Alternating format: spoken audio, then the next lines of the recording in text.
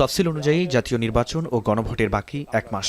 এমন সময় প্রকাশিত হয়েছে প্রাক নির্বাচনী জনমত জরিপ।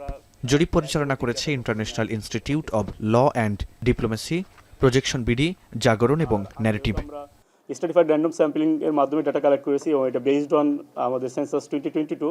জরিপ অনুযায়ী আসন্ন নির্বাচনে বিএনপি ও জামায়াত প্রায় সমান জনপ্রিয়তা পেয়েছে। বিএনপির ভোট 34.7%, জামায়াতের 33.6%, সিদ্ধান্তহীন ভোটার 17%, এছাড়া এনসিপি পেয়েছে 7.1%, ইসলামী আন্দোলন 3.1% এবং অন্যান্য দল 4.5%। ভোট দিতে অনিচ্ছুক 2.6% মানুষ। বিএনপির ক্ষেত্রে আমরা এখানে দেখেছি 34.7% এবং জামাতের ক্ষেত্রে দেখেছি এখানে 33.6% এবং আনডিসাইডেড ছিল এখানে 17%। জরিপে দেখা গেছে নারী ভোটাররা বেশি পছন্দ করছেন জামায়াতকে 33.1% আর বিএনপিকে 31.3%। শিক্ষাগত ভেদাভেদে দেখা গেছে স্বল্প শিক্ষিতদের মধ্যে বিএনপির সমর্থনের হার 39.3%, জামায়াতের 29.8%। আর উচ্চশিক্ষিতদের মধ্যে জামায়াতের সমর্থন 37.4% এবং বিএনপির 25.9%।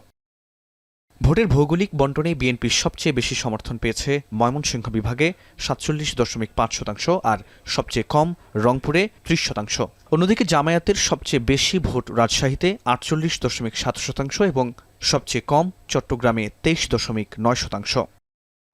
বিশ্লেষকরা বলছেন, মানুষ বিএনপিকে ভোট দিতে চায় স্থিতিশীলতার জন্য এবং জামায়াতকে ভোট দিতে চায় পরিবর্তনের জন্য। এই দুটি আগামী নির্বাচনের মূল দ্বন্দ্ব। যেই গ্রুপটা পরিবর্তন চায় সেটা একটা গ্রুপ, আরেকটা কিন্তু বড় গ্রুপ আছে বাংলাদেশে যারা স্থিতিশীলতা চায়। তারা চায় এইসব হাঙ্গামা থেকে আমরা বের হয়ে আসি, আমরা একটা স্থিতিশীল জায়গায় চলে যাই।